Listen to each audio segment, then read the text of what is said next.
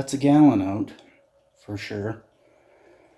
In the last video, we drained the cooling system, removed the water pump and radiator, replaced the starter and battery, and managed to get this Jeep running for the first time in over 12 years.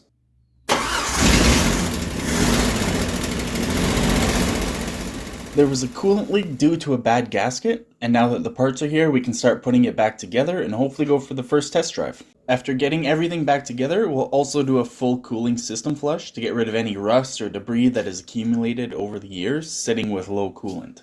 The first step is to clean off this old gasket, get the surface nice and clean and smooth so that the new gasket has a good seal. With that surface nice and clean, we can put the new water pump on. While I'm putting the power steering pump back on, I check the fluid, make sure it's clean and full, and everything looks good here.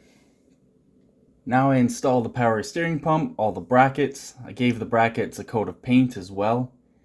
Then I can start putting on the belt and tighten it the right way this time so I don't end up snapping that bracket again. Well, shit. That bracket cost me over $200 to replace, by the way. Had to get it shipped in from the States. Pay shipping, taxes, all that. So, oh well, you live and learn. Here I'm just measuring the belt tension.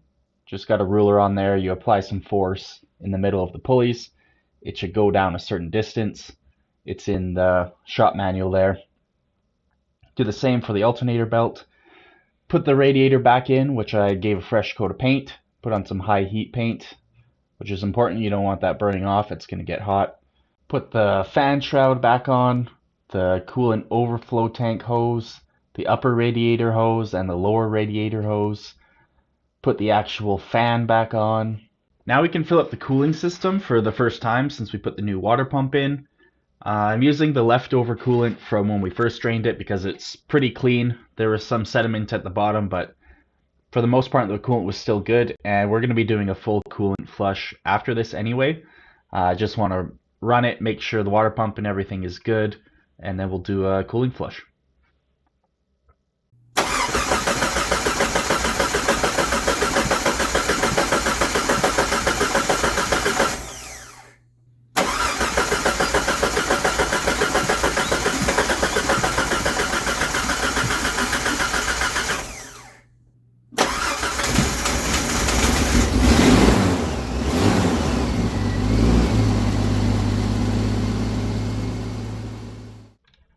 Third time's the charm. Alright, so we got it running. Let it run for a little bit. There's no leaks at the water pump at least, but there is some smoke coming out from the bottom of the radiator.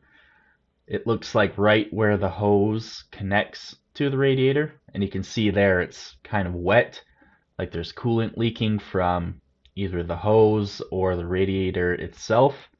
Here's another look from underneath, and you can see kind of on the bottom of the radiator there's some liquid there, like it's leaking from the hose or something. Okay, so I've tried adjusting the hose, tightening it, moving it around. Took it for a couple drives, and it turned out to be the actual radiator that was leaking, not the hose itself. So I got this $12 bottle of stop leak for radiators. I figured it was better to try this than buying a brand new radiator right off the bat. Not sure how well it's going to work, but thought I'd give it a shot anyway. If it doesn't work, then we'll just get a new radiator. So it's pretty weird looking. It's this metallic gel type stuff. Seems a little weird to be putting in your radiator, but it says it's safe. I guess I'll trust it. So I pour the whole bottle in here. I don't think I could get the whole thing in there just because the radiator was full.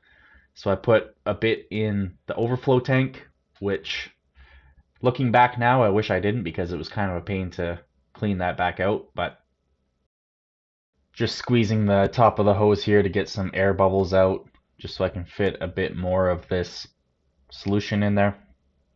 The instructions said to let it run for about 20 minutes. So I did that. It was still smoking a little bit, but actually after I took it for a drive, it seemed like it stopped smoking. So I think it worked. We're about to do a cooling flush now, so I'm not sure if the flush is gonna make it start leaking again, but for now it's not leaking.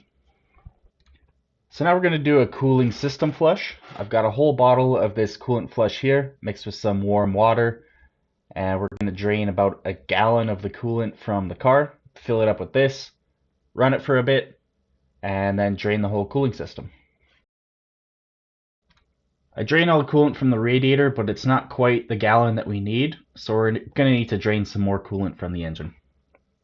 So we've run into a problem where there is the coolant drain plug, but it is totally stripped. So we're gonna have to get that off somehow. So I end up giving up on getting that drain plug out, and instead I'm just taking this lower hose off so I can drain it that way.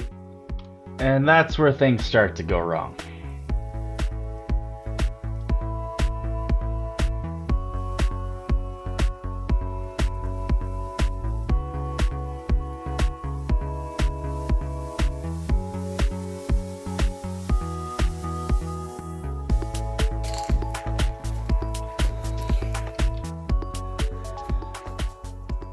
Well, that's just fantastic. Well, that's a gallon out, for sure. After draining more than enough coolant, I put in the coolant flush and top it up with the rest of the coolant that I had and let it get up to temperature and then ran it like that for 12 minutes. After the 12 minutes, I start draining the coolant out, and it was actually pretty dirty, so it was a good thing we did this coolant flush. It was sitting in a field for a long time with the coolant wasn't full, so a lot of debris in there. Then I drain all the coolant again using the same hose method. It goes a little bit better this time, but it's mostly in there. Oh man, this floor has seen a lot of coolant these last few days. While I've got the whole cooling system ripped apart and no coolant in, I'm just going to replace the thermostat. I don't think anything was wrong with it, but we're in here, might as well replace it. It's cheap, and it's going to ensure that we're not going to have any problems with it in the future. After some more messing around, I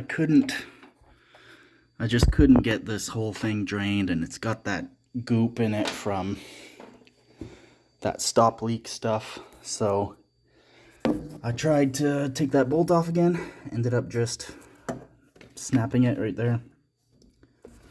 So anyway, I should be able to get this off now, and I can clean that out properly, and I guess we'll just have one less bolt on there. Got it out, got it all cleaned. I mean, cleaned the best I could. It's still pretty gross in there. I just couldn't get that stuff off, but it's good enough. I'll fill everything up back with water, and then we can flush the system again. Now I've got the whole cooling system drained again. I filled it up with distilled water just to run it through all again, get all of that coolant flush out and any debris that's left in there. I left the thermostat out so that way it's circulating through the engine and the radiator. It's not going to wait for the car to warm up before it starts fully circulating. The heater is on full blast as well, which is important so that coolant is flowing through the heater. I forgot to do that when I was actually doing the coolant flush. I didn't run the actual flush through the heater core. So, oh well, it should be okay. It's still flushing it through there now. So I'll let that warm up for a bit, and then I'll drain all the water, and then we can fill it up with fresh coolant, and we should have a nice, new, clean cooling system. And now to clean all of this up again. You can see in here, I don't know how well you can see that, but you can see the sediment in there that was all flushed out. And you can see it in here as well. So that flush definitely did get some stuff out. The next step is to now drain all that water that we just flushed through here. So I didn't run it very long. It's not very hot. So I should be able to open this. Just going to use a rag just in case.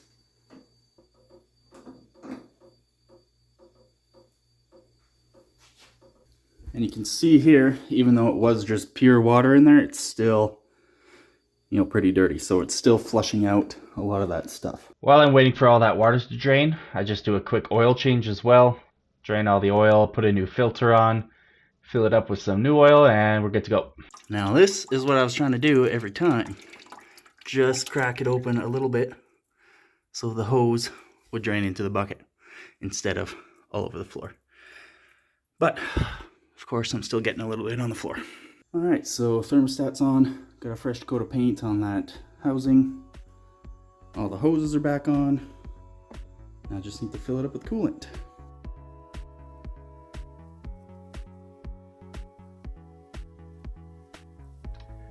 The cooling system is done. Everything is working. Aside from this temperature gauge, you can see it slowly creeps up for a bit, and then eventually it just pegs all the way hot, like that.